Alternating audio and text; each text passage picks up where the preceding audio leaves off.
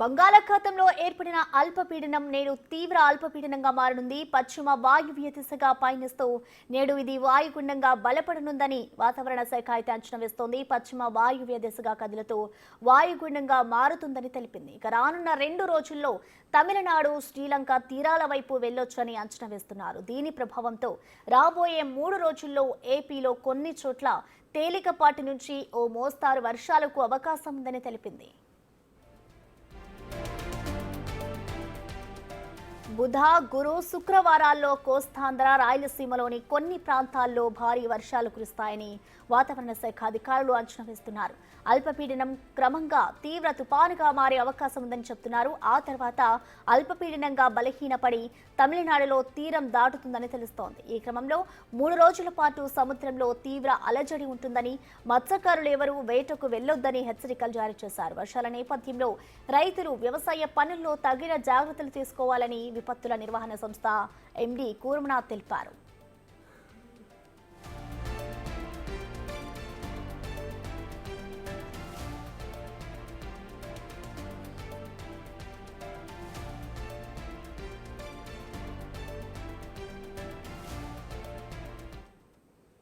దీనికి సంబంధించిన complete updates ని మా ప్రతినిధి రాజు అందిస్తారు. రాజు, చెప్పండి, అసలు ఈ అల్పపీడన ప్రభావం ప్రధానంగా ఏ జిల్లాల్లో ఉంది? దీనికి సంబంధించి అసలు వాతావరణ శాఖ అధికారులు ఏం చెప్తున్నారు రాజు? ప్రస్తుతం ఏపీకి మరొక వాయుగుండ రూపంలో అటు వర్షాలు కురిసే అవకాశం అయితే కనిపిస్తుంది. దీంతో రైతులు తీవ్రమైనటువంటి ఇబ్బందులు ఎదుర్కొనే ప్రభావం కూడా ఉందనేది అటు విశాఖ వాతావరణ కేంద్రంతో పాటుగా అమరావతి వాతావరణ కేంద్రం కూడా తెలియజేస్తున్నటువంటి పరిస్థితి ఉంది. అయితే అధికారులు చెప్తున్న దాని ప్రకారం చూస్తే కనుక అంటే 27, 28, 29 ఈ 3 రోజులు భారీ అంటే వర్షాలు కురిసే అవకాశం ఉంటుంది. ముఖ్యంగా చూస్తే బంగాళాఖాతంలో ఏర్పడిన ఈ అల్పపీడనం ప్రస్తుతం అయితే ఈరోజు తీవ్ర అల్పపీడనంగా మారే బలపడే అవకాశం అయితే కనిపిస్తుంది. ఇది పశ్చిమ వాయువ్య దిశగా కదులుతూ వాయుగుండంగా మారుతుందని అధికారులు అయితే అంచనా వేస్తున్నటువంటి పరిస్థితి కనిపిస్తుంది. ఈ వాయుగుండంగా మారిన తర్వాత వాయువ్య దిశగా కదులుతూ అటు తమిళనాడు, శ్రీలంకల వైపు కదిలే అవకాశం అయితే ఉందని విశాఖ వాతావరణ కేంద్ర అధికారులు అయితే చెప్తున్నటువంటి పరిస్థితి కనిపిస్తుంది.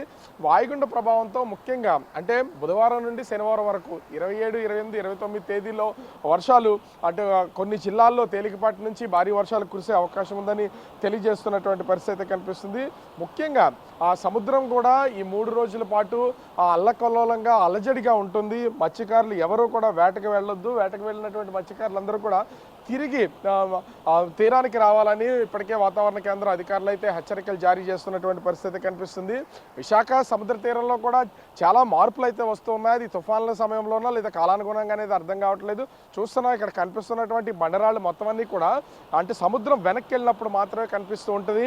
నేను స్టార్టింగ్లో నిలబడినటువంటి ప్లేస్ వరకు కూడా ప్రతి రోజు సముద్రం అలలు కెరటాలు అనేవి వస్తూ ఉంటాయి. కానీ ఈరోజు చూస్తే సముద్రం దాదాపుగా వెనక్కి వెళ్ళినటువంటి పరిస్థితి ఉంది. అయితే ఇది అంటే వాతావరణ పరిస్థితుల్లోనూ కాలానుగుణంగా వెళ్ళేది ఒకలా ఉంటే ఆ తుఫాన్ల సమయంలో కూడా సముద్రం ముందుకు రావడం వెనక్కి వెళ్తున్నటువంటిది అయితే కనిపించే పరిస్థితి కనిపిస్తుంది.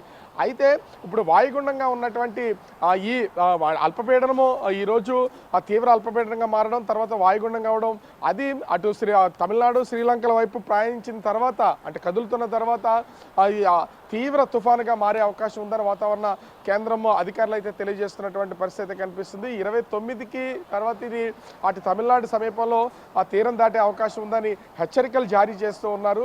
ముఖ్యంగా రైతులు అంటే ఆంధ్రప్రదేశ్కి సంబంధించి అటు దక్షిణ కోస్తా అదేవిధంగా కోస్తా ఆంధ్రలకు సంబంధించి దీని ప్రభావం అయితే ఉండే అవకాశం అయితే ఉంది. ముఖ్యంగా చూస్తే అటు ఉభయ గోదావరి జిల్లాలు అదేవిధంగా కృష్ణా, గుంటూరు, ప్రకాశం, నెల్లూరు ఈ జిల్లాలకు ఈ ప్రభావం అయితే ఎక్కువగా ఉంటుంది.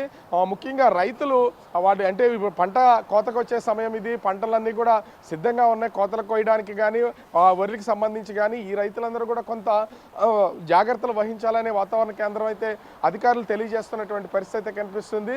తుఫాను తీరం దాటే సమయం కానీ అదేవిధంగా ఈ 3 రోజులు కానీ సముద్రం అల్లకల్లోలంగా ఉన్నటువంటి నేపథ్యంలో ఆ శీతల గాలులు కూడా ఎక్కువగా వీచే అవకాశం అయితే ఉంటుంది.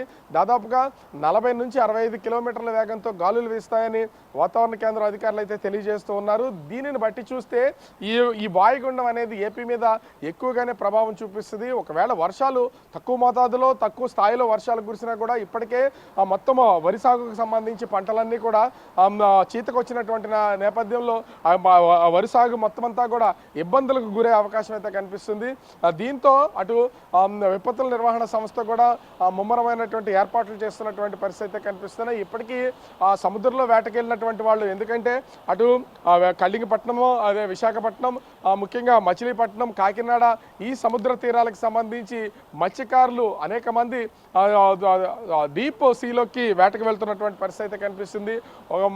సాధారణ రోజుల్లో అయితే రొయ్యల కోసము అంటే ఎక్కువ దూరం ప్రయాణం చేయకుండా వీళ్ళు మత్స్యకారులు వెళ్తూ ఉంటారు. కానీ ఇప్పుడు టోనా ఫిష్ కోసము దాదాపుగా చాలా లోపలికి వెళ్తున్నారు కాబట్టి అలాంటి మత్స్యకారులందరినీ కూడా తిరిగి తీరాలకు రావాలని తెలియజేస్తున్నటువంటి పరిస్థితి కనిపిస్తుంది. ఏపీకి పూర్తి స్థాయిలో దీని ప్రభావం ఎక్కువగా ఉండకపోయినా కూడా వర్షాలు అటు దక్షిణ కోస్తాంధ్రాల్లో ఎక్కువగా వర్షాలు కురిసే అవకాశం ఉన్నటువంటి నేపథ్యంలో అధికారులు అయితే ముందస్తు జాగ్రత్త చర్యలు తీసుకోవాలని తెలియజేస్తున్నటువంటి పరిస్థితి ఉంది. ఈ వాయుగుండం తీవ్ర తుఫానుగా మారితే కనుక అది శ్రీలంక వైపు కదులుతూ తమిళనాడు మీద ఎక్కువ ప్రభావం చూపించే అవకాశం ఉందని వాతావరణ కేంద్ర అధికారులు అయితే తెలియజేస్తున్నటువంటి పరిస్థితి కనిపిస్తుంది. ఇప్పటికే అటు ముఖ్యమంత్రి చంద్రబాబు కూడా దీనిపైన తగు జాగ్రత్తలు తీసుకోవాలని విపత్తుల నిర్వహణ సంస్థకి ముఖ్యంగా అంటే హోంశాఖకి దీనికి సంబంధించి ఆదేశాలు జారీ చేసినటువంటి పరిస్థితి కనిపిస్తుంది. ఉభయ గోదావరి జిల్లాలతో పాటుగా నెల్లూరు వరకు పూర్తి స్థాయిలో అధికార యంత్రాంగం అప్రమత్తంగా ఉండాలని తెలియజేస్తున్నారు. కాకపోతే ఈ తుఫాను వల్ల రైతుల్లో ఒక తీవ్రమైనటువంటి ఆందోళన అనేది నెలకొన్నటువంటి పరిస్థితి కనిపిస్తుంది. ఎందుకంటే ఇప్పటికే పంట చేతికి వచ్చినటువంటి నేపథ్యంలో అది కోతలకి కొంతమంది నూర్పులు చేస్తున్నారు. ధాన్యాన్ని రోడ్లపైన ఆరబెడుతున్నటువంటి పరిస్థితి ఉంది. ఒకవేళ అకాల వర్షాలు కనుక కురిస్తే రైతులు తీవ్రంగా నష్టపోయే అవకాశం ఉంటుందని ఆ రైతులైతే ఆందోళన చెందుతున్నటువంటి పరిస్థితి కనిపిస్తుంది. ఓవరాల్గా చూస్తే రానున్నటువంటి 3 రోజులు అంటే బుధవారం, గురువారం, శుక్రవారం ఈ 3 రోజుల పాటు తీవ్రంగా ఈ తుఫాను ప్రభావం అయితే ఉభయ గోదావరి జిల్లాల నుంచి నెల్లూరు వరకు ఉండే అవకాశం అయితే కనిపిస్తుంది. అదేవిధంగా రాయలసీమ జిల్లాల్లో కూడా కనిపించే అవకాశం అయితే ఉంది. దీనికి తగు జాగ్రత్తలు తీసుకోవాలని అధికారులు అయితే సూచిస్తున్నటువంటి పరిస్థితి కనిపిస్తుంది. Prasanna, thank you Raju.